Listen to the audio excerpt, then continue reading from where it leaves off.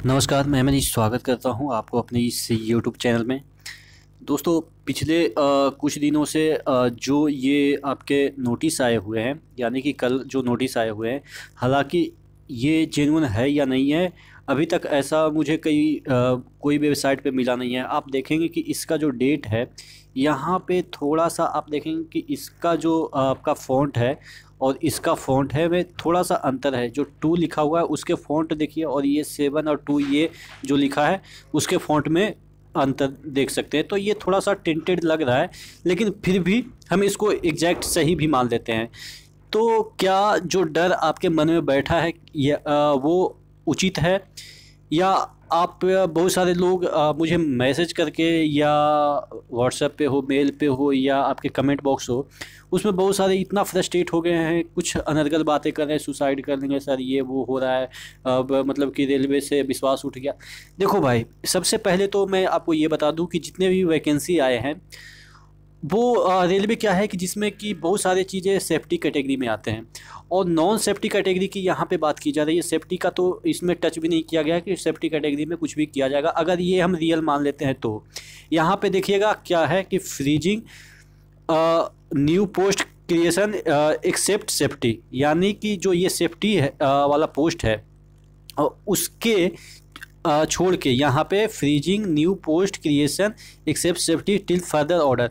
अब इस पॉइंट को भी ध्यान देना, एक एक पॉइंट को, कि अगले ऑर्डर आने तक कि अभी फ्रीज किया जाना चाहिए। ठीक है, फ्रीजिंग एक्सेप्ट सेफ्टी। और नॉन सेफ्टी की बात करें तो जो क्लर्क वगैरह हैं जिसके वैकेंसी बहुत कम है, जो क्लर्क वगैरह के वैकेंसी आए हुए हैं उसके वैकेंसी बहुत कम है, और हम इसके ऊपर भी वीडियो बनाएंगे कि सेफ्टी कैटेगरी में ग्रुप डी में कौन कौन से पोस्ट आते हैं, कितने, जो 1 लाख वैकेंसी है उसमें से कितना वैकेंसी सेफ्टी में आएगा, कितना नॉन सेफ्टी में आएगा, उस पर भी हम वीडियो बनाएंगे।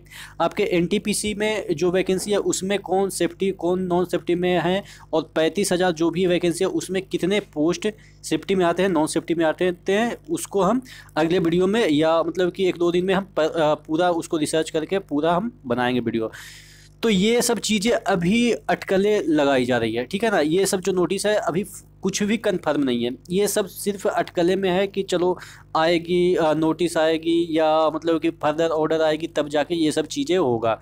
ठीक है, अगर हम बात कर ले कि अगर हो भी गया तो क्या आपके सिलेक्शन पे इफ़ेक्ट डालेगा?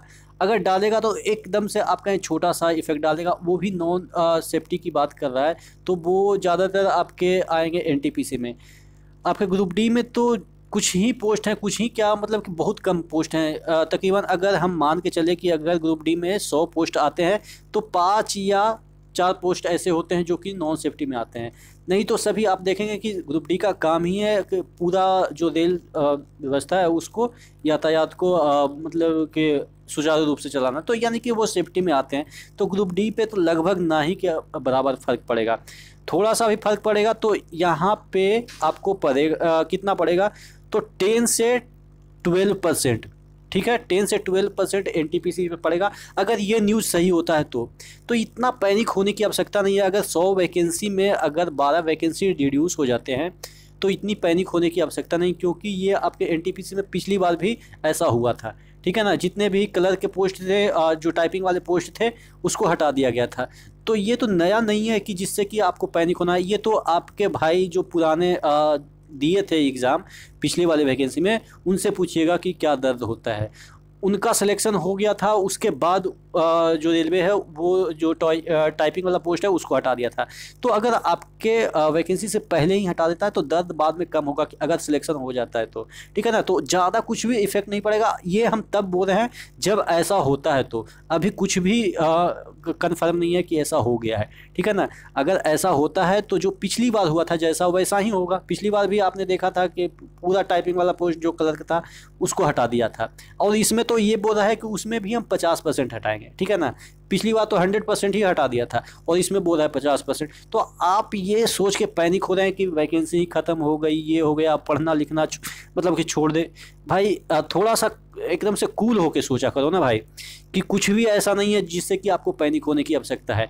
और जहाँ तक बात रही, ये तो वैकेंसी की बात रही 50%, और पिछला मतलब कि कल मैं लाइव आया था तो उसमें बताया था कि आपका जो प्राइवेट ट्रेन हो रहा है उसमें क्या होगा, ठीक है ना। प्राइवेट ट्रेन होगा तो होगा, लेकिन उससे डरना नहीं है, वो सरकार का मुद्दा है, वो किसी और चीज़ का मुद्दा है। आपका जॉब लगेगी कि नहीं ये सोचना है। तो प्राइवेट होगा, उसको मैंने समझाया कि किस तरह से प्राइवेट अगर होगा भी तो आपकी जॉब नहीं जाएगी। आप इसको एक एग्जांपल के थ्रू मैं आपको समझाता हूँ। प्राइवेट वाला जो चीज़ है, गेल प्राइवेट है, सेमी प्राइवेट मतलब गवर्नमेंटल है, ठीक है। सेमी पूरा प्राइवेट नहीं है, पूरा ही गवर्नमेंट के अंडर नहीं है। यानी कि जो गेल कंपनी है, महारत्न कंपनियां कहलाती है, तो ये गेल वेल ये ओएनजीसी ये सब क्या है, सेमी गवर्नमेंटल है। यानी कि इसमें किसका हिस्सेदारी है, प्राइवेट लोगों का भी हिस्सेदारी है, सरकार का भी है। तो क्या गेल का रिक्रूटमेंट नहीं होता है क्या? गेल में ऐसे ही आदमी मतलब कि कोई भी चला जाता है नौकरी करने। क्या आप सुने होंगे कि गेल में जिसकी नौकरी लगती है काफ़ी खुश होता है। क्यों खुश होता है? जब वो प्राइवेट है तो क्यों खुश होता है? यही वजह मैं समझाना चाहता हूँ कि रेलवे अभी तक 100% किसके पास था, गवर्नमेंट के पास।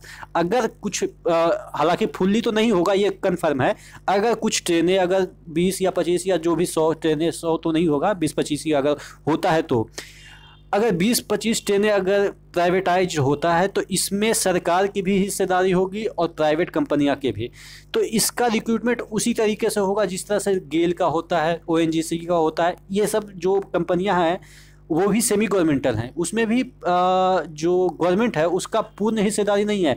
उसी तरीके से रेल को भी किया जा रहा है। अगर होता है तो, अभी तो कंफर्म नहीं है, अगर होता है तो गेल की तरह ये कंपनी हो जाएगी रेल, और वो भी पूरा नहीं होगी। इसमें 95% सरकार के पास ही रहेगी और 5% अगर प्राइवेट आती है तो जो रिक्रूटमेंट होता है वो गेल की तरह होगा, जो वेल की तरह होगा, जो बड़ी बड़ी कंपनियां हैं। तो उसमें भी तो लोग नौकरी करने के लिए उत्साहित होते हैं। उन जो भी टर्म होता है नौकरी का कि आपका इंश्योरेंस होगा, आपका जॉब सिक्योरिटी होगा, वहाँ पे तो कोई नहीं निकालता है, गेल वगैरह में तो कोई नहीं निकालता है। तो उसी तरीके से आपका जॉब में कोई फ़र्क नहीं पड़ेगा। ये अंदर की बात है कि वहाँ पे जो शेयर वगैरह है किसका कितना होना चाहिए, कितना मुनाफा कमाना चाहिए, वो अलग मुद्दा है, उसमें हमें नहीं पढ़ना है। हमें क्या देखना है कि नौकरी मुझे मिलेगी कि नहीं मिलेगी, हमें तो अभी ये देखना है। तो आपके लिए मैं ये बताऊं कि ना प्राइवेट से आपके जॉब पे इफेक्ट पड़ेगा, ना ही आपके ये जो 50% वाला थोड़ा सा इफेक्ट पड़ेगा कि हाँ अगर 35,000 था तो उसमें हो सकता है 30,000 हो जाए या 32,000। वो तो पिछली बार भी हुआ था, 18,000 की जगह 14,000 हो गया था। तो ये कोई नया तो नहीं है जिससे कि आप हाइपर हो रहे हैं, ठीक है ना। तो थोड़ा सा कूल होके सोचिएगा, आपको पढ़ाई बिल्कुल छोड़ने की आवश्यकता नहीं है। ये सब बातों में आके अगर पढ़ाई छोड़ते हैं तो हो सकता है भविष्य में आपको पछतावा हो जाए कि मैंने समझाया था कि आपको फाइट करनी है। आप एक योद्धा की तरह फाइट करो, अंतिम सांसें तक फाइट करो। अगर एक सीट भी निकलता है तो फाइट करो भाई, क्योंकि उसी में मज़ा है। सिलेक्शन होना ना होना ऊपर वाले के हाथ में है, क्योंकि परिश्रम अगर हमने किया है तो ऊपर वाले कुछ ना कुछ तो देगा ही, ठीक है ना। तो आशा करते हैं आपके अंदर पेशेंस थोड़ा सा जागा होगा। और भी जो भी कितनी वैकेंसी जो आई है 1,00,000 और 35,000, 1,00,000 में कितनी नॉन सेफ्टी में आती है, सेफ्टी में आती है, उसको हम थोड़ा सा समय लेंगे और उसको डिटेल में हम रिप्रेजेंट करेंगे, जिससे आपका और भी जो भय है आपके अंदर, ये जो डर बैठ गया है, उसको मैं दूर करने की कोशिश करूँगा 1-2 दिन में, ठीक है। तो बने रहिएगा चैनल के साथ। अगर कोई और भी क्वेरी है तो नीचे आप कमेंट बॉक्स में कमेंट कर दीजिएगा, ठीक है, तो उसके रिगार्डिंग वीडियो बना देंगे। और चैनल को शेयर वगैरह तो करना होता नहीं है आपको, क्योंकि वो तो काफ़ी दिक्कत वाली बात है। लाइक कर देंगे क्योंकि वो तो ज़्यादा दिक्कत नहीं करेगा, आपके पास ही होता है, ठीक है। तो नेक्स्ट वीडियो मिले, तब तक के लिए धन्यवाद।